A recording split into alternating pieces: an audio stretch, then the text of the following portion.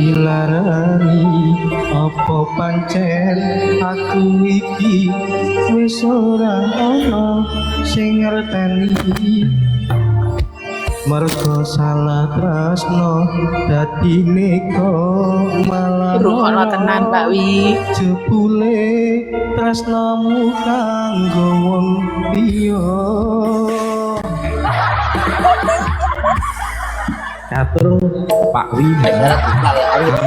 bulan siramu wis Astagfirullahaladzim, aku ketawa ini.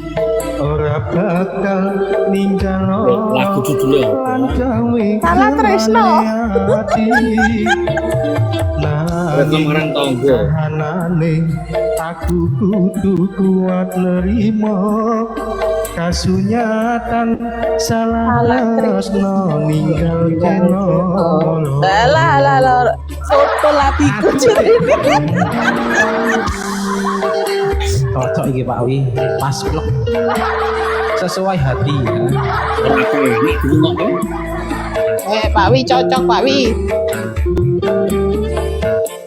enak hubungannya Dengarkan ini Pak Wi, dengarkan. Nangis aku iki mergo kahanan sing ana salah tresno karo wong sing wis tak perjuangno Gusti paringono kula kuat ati anggonku ngadepi lelakon urip iki apa pancen iki wis dadi Iki lagu tah laut iki batine Pak Wi. yen sliramu wis ra iso paringan Ya Allah iki laut tah lagu ya Allah. kasunyatan salah tresno ninggal ke lara bakal tak trimo kanthi ikhlas legowo Ditompo Pak Wi. Sampai ikhlas legowo Pak Wi. iki sing ngajar terang dino Aku seneng. Aku ingin nonton. Sak dino ora masuk iso. Salah. Ojo ngono. Ini ngomong ojo bojone wong.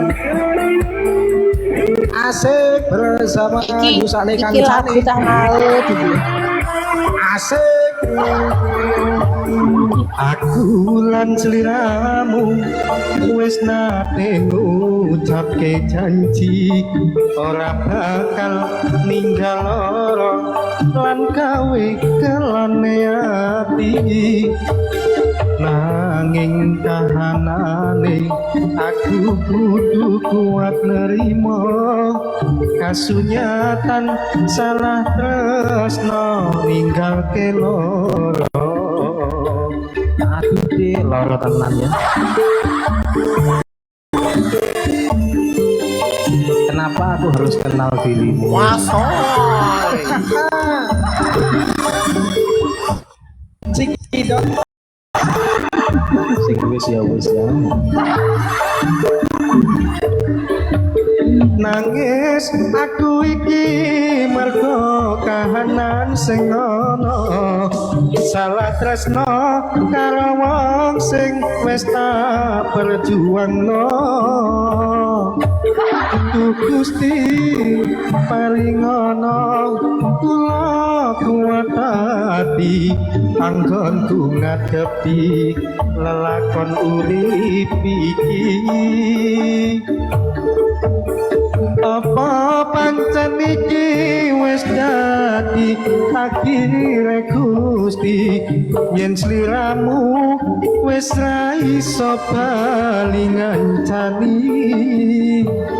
kasunyatan salah tresno ninggal ke lara bakal tak trimo kanthi ikhlas legowo